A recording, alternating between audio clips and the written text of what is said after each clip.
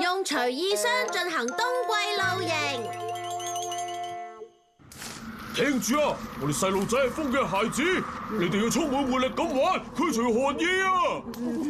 專登叫人出嚟講呢啲做咩喎？好，一齊跑啦！跟住你啊！跑啊！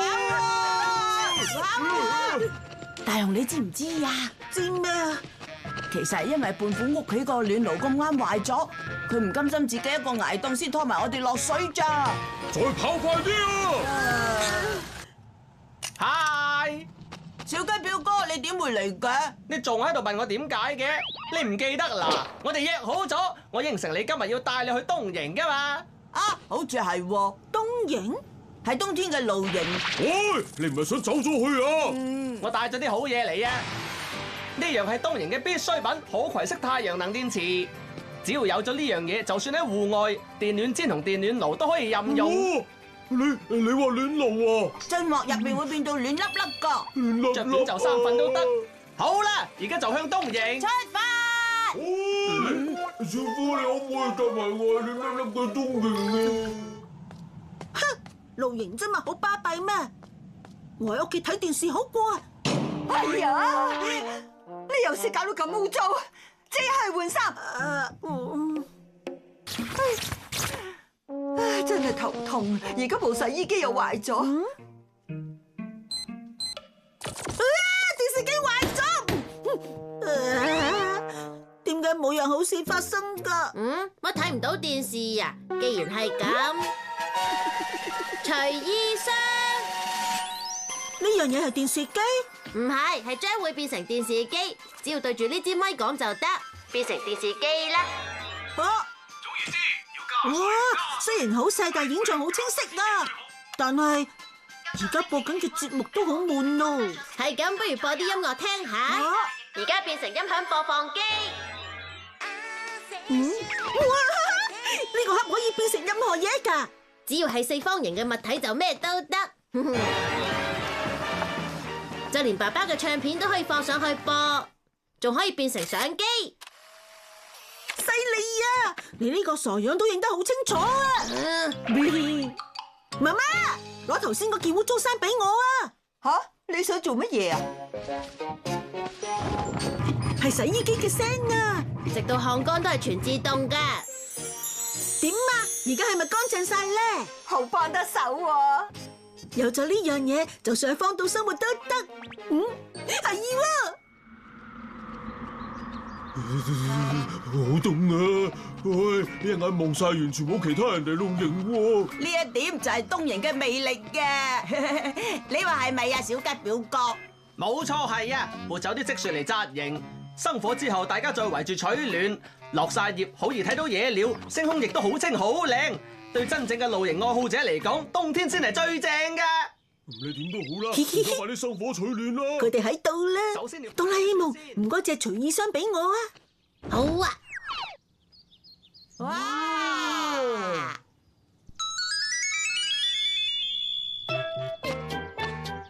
哦，呢度風景真係好，不如就喺呢度啦。都好喎。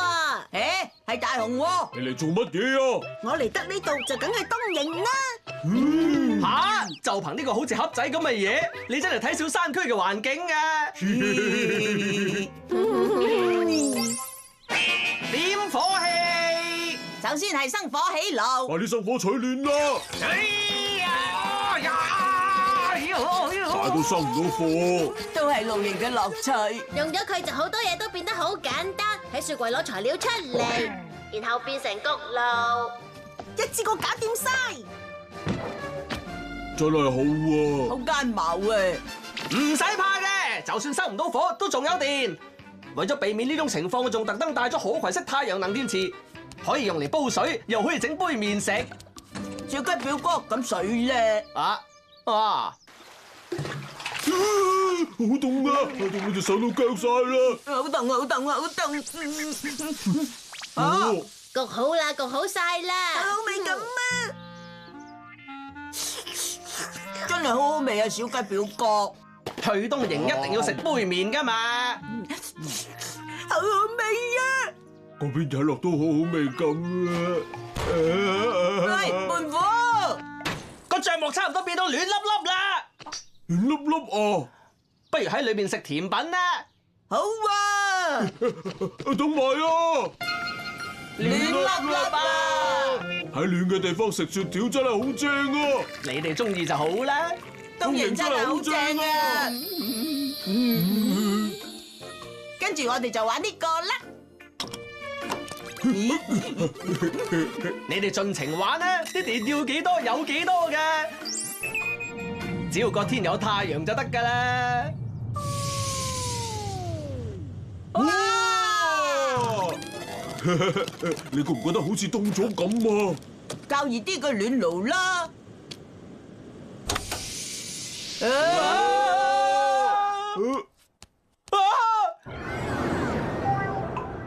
天氣預測明明話今日會天晴㗎喎。嚇，係咁。即係而家冇電可以用啦！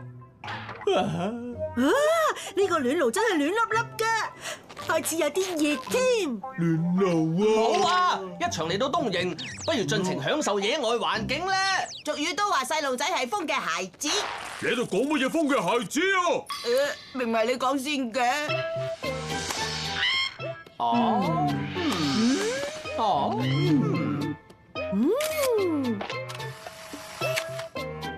哦，呢張雀仔相就送俾靜香啦。哦，好嘢，太好啦！而家變成個爐啦。去東營真係好正啊哇！睇落好有味。呀，大雄啊，你真係好囂張啊！哎呀，冇辦法啦，小雞表哥，你借嗰樣嘢俾我啦。你想借嗰樣嘢啊？給靜香，不如我哋下一次試下一齊去露營啦。寫好啦，而家即刻寄呢張明信片啦。啊？點樣寄啊？而家即刻變成郵筒。啊！又因為懶得去寄就做埋啲咁嘅嘢。我想靜香即刻睇到啊嘛。呢條係咩嚟㗎？係機械人。呢樣嘢真係好啊！小雞表哥，你真係一個製作模型嘅天才嚟。我將佢嘅腳部換成金屬履帶，刻製化成東營專用型嘅。點啊！犀利啊你！咁好啦，跟住俾我試下。佢好難 control 啊，你唔識㗎。唔好咁多數啦，嚟啦，俾我啦！放手啦！放手啦！請放手啊！你放啊！放手啦！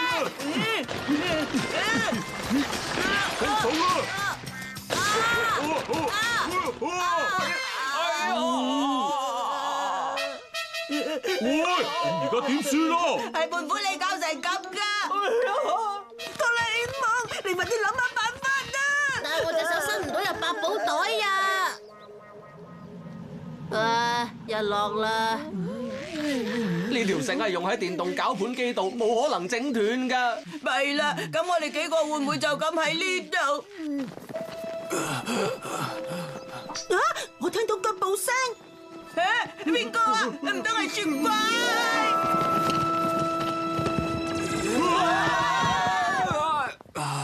我嚟係因為有個郵筒喺個咁嘅地方度咋。係郵差先生。哇！我哋有救啦！發生乜嘢事啊？我哋快啲翻屋企取暖把啦！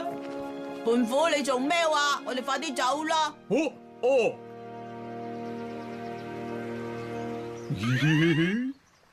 而家即刻變成暖爐。